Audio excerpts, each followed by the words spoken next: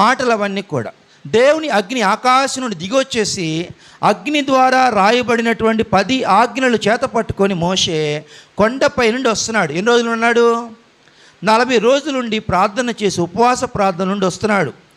అప్పుడు మోషే ఏమనుకుంటాడు, నా కోసం ప్రజలు ఎదురు చూస్తూ ఉండుంటారు. నేను ఇప్పుడు కింద దిగుతూ ఉండగా ఎవరో ఒకళ్ళను చూస్తారు.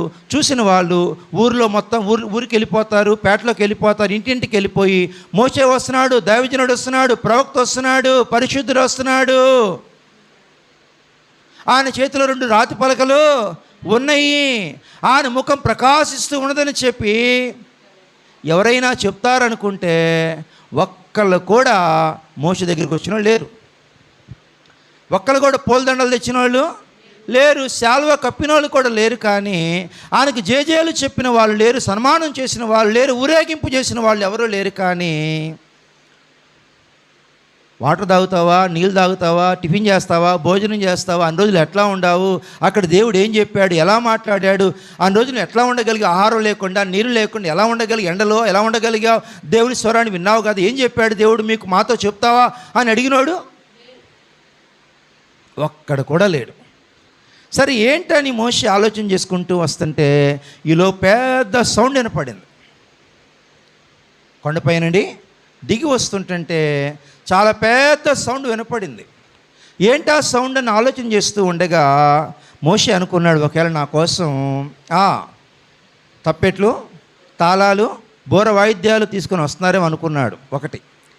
రెండవది యుద్ధధ్వని వినబడుతుందేమో అనుకుంటూ ఉండగా దేవుడు అంటాడు, అది యుద్ధధ్వని కాదు, అపజయధ్వని అంతకంటే కాదు, కానీ ఐగుప్తు దేశం నుండి నేను తీసుకొచ్చిన ప్రజలు పాపంలో పడిపోయారు, వెళ్ళి ఒకసారి చూడమంటాడు.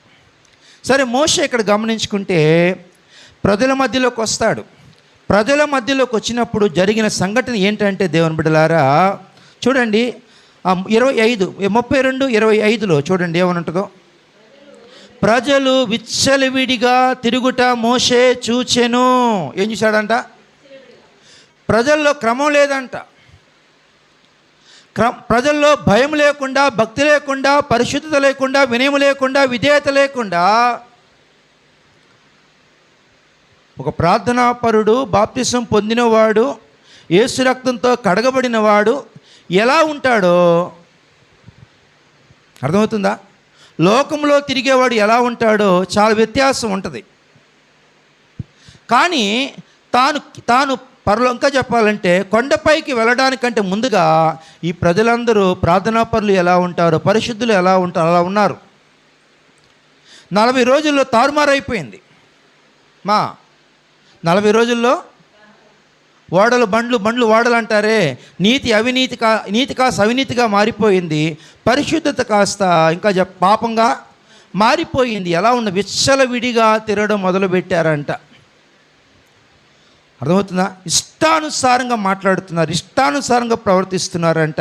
అంత మాత్రమే కాదు కానీ అక్కడ చూడండి, వారి విరోధులలో వారికి ఎగతాళి కలుగునట్లు అహరోను విచ్చలవిడిగా తిరుగుటకు వారిని విడిచిపెట్టి ఉండెను.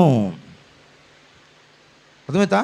అహరోను ప్రార్థనాపరుడే, భక్తిపరుడే, కానీ వారి బెదిరింపులను బట్టి, వారి యొక్క ఆహాకారాలను బట్టి, వారి దౌర్జన్యాన్ని బట్టి ఏమీ చేయలేని వాడిగా చేతులెత్తేసాడు.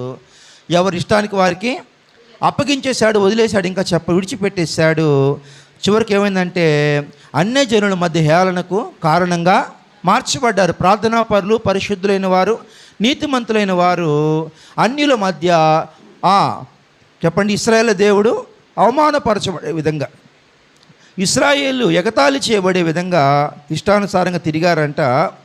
అంత మాత్రమే కాదు కానీ అక్కడ మనం గమనించుకుంటే జనులు తిరుగుటకును త్రాగుటకును లేచిరి అనే మాట మనం గమనించుకుంటే 1 కొరింథీయులు 10వ అధ్యాయములో ఆ మాట చూడండి, చక్కగా ఉంటుంది ఆ మాట. 1 కొరింథీయులు 10వ అధ్యాయము 5వ వచనం అనుకుంటా, చూద్దామా దయచేసి. 10వ అధ్యాయము 5వ వచనం అనుకుంటా.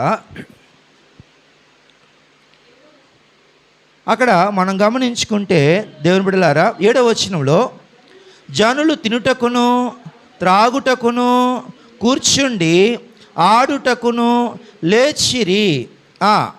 తర్వాత వారు విగ్రహారాధికులై ఉండి తర్వాత వ్యభిచారం చేస్తున్నారంట. ఎన్ని పాపాలు ఇక్కడ? ఒకటి మనం గమనించుకుంటే దేవుని బిడ్డలారా, ఏమంటున్నాడు? ఆడుటకును తినుటకును త్రాగుటకును. త్రాగడం అంటే ఏంటమ్మా? ఏం తాగుతుంది? మంచినీళ్ళ, జ్యూసా, కూల్ డ్రింక్లా? అంటే అక్కడ దొరికే గంజాయి కావచ్చు, అర్థమవుతుందా, మత్తు పానీయాలు కావచ్చు, సారాయి కావచ్చు, ఆ రోజుల్లో దొరికే మత్తు పదార్థాలు ఏదైతే ఉన్నాయో అవన్నీ వాళ్ళు తాగుతున్నారు. ఇష్టానుసారంగా వాళ్ళు మత్తు పదార్థాలు తింటూ తాగుతూ తిరుగుతున్నారంట. మనం గమనించుకుంటే తింటున్నారంట. రెండవది ఏంటమ్మా? తింటున్నారంట. మొదటిది ఏంటి? త్రాగుతున్నారు. రెండవది తింటున్నారు. ఏం తింటున్నారు?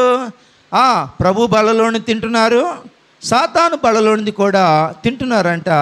దేవుడు లేవియా కాడ 2 భాగాలు చెప్పాడు. పవిత్రమైన పక్షులు, పవిత్రమైన జంతువులు అని చెప్పాడు. రెండవది అపవిత్రమైన జంతువులు. మీరు పవిత్రమైన వాటినే తినాలి, కానీ అపవిత్రమైన వాటిని మీరు తినకూడదు. అందులో పంది ఒకటి, ఏంటమ్మా? అందులో పాము ఒకటి, అందులో నక్క ఒకటి, అందులో ముంగీస ఒకటి, అందులో ఇంకా చెప్పాలంటే చాలా హానికరమైనవి కూడా ఉన్నాయి. కానీ జనాలంట బాగా తినారంట. బాగా తిన్నారంటే ఏంటంటే తినకూడని పదార్థాలు తినేశారంట. మనం గమనించుకుంటే దానియేలు ఏది తినాలో దానియేలుకి తెలుసు, ఏది తినకూడదో. ఎందుకంటే దానియేలుకే తెలిస్తే మరి ఇశ్రాయేలు తెలీదా? మోషేతో ఉన్న వాళ్ళు తెలీదా అంటే వాళ్ళకి తెలుసు. అర్థమవుతుందా? అన్నీ తినేస్తూ అన్నీ తింటూ ఉన్నారంట. రెండో పాపం ఏంటంటే తినకూడనివని తినేస్తున్నారు. మీరు అడగవచ్చు, ఏం తింటున్నారండి? ఒక్క పొడులు తింటున్నారు, పానుపరాగులు తింటున్నారు, గుట్కాలు తింటున్నారు, అవునా కాదా? పానుపరాగులు, గుట్కాలు నమిలేస్తూ, ఇంకా చెప్పాలంటే ఏది తినకూడదో అపవిత్రమైన పదార్థాలన్నీ తినేస్తున్నారు. మూడో చెప్పన, వాడు ఆడుటకు లేచారంట. ఆడటం అంటే డ్యాన్స్. ఇక్కడ మీరు గమనించుకోండి, మొన్న ఆదివారం కూడా మీకు చెప్పినట్టున్నాను. ఇప్పుడు ఎక్కడికి వెళ్ళినా కూడా డ్యాన్స్ ప్రోగ్రాంలు ఉంటున్నాయి. పుట్టినరోజు అయినా, అర్థం, ఇల్లు కట్టుకున్నా, గృహప్రవేశం అయినా, మెచ్యూర్ ఫంక్షన్ అయినా, పెళ్ళైనా, ఇంకా చెప్పనా ఉత్సవాలైనా, పండగైనా, ఏది ఉన్నా లేకపోయినా కూడా చేతులు కాళ్ళు ఊపాలి. అర్థమైందా? చేతులు కాళ్ళు ఏ వయసులో ఊపాలి? ఎన్ని రకాల వయసులో ఎవరైనా పర్వాలేదు, కానీ చేతులు కాళ్ళు ఊపకుండా ఆ రోజు భోజనం చేయకూడదు, పండగ కూడా పూర్తి కాకూడదని మనం గమనించుకుంటే ఈరోజు ఎక్కువ జరిగే ప్రోగ్రాం ఏంటంటే బాగా ఆడుతున్నారు. ఏమాటమ్మా? క్రికెటా, ఫుట్బాల్ అంటే కాదు. ఏమాడుతున్నారు? పేకాటలు ఆడుతున్నారు. మీకు అర్థమైందా? పేకాటలు ఆడుతున్నారు. ఆడకూడని ఆటలు చాలా చోట్ల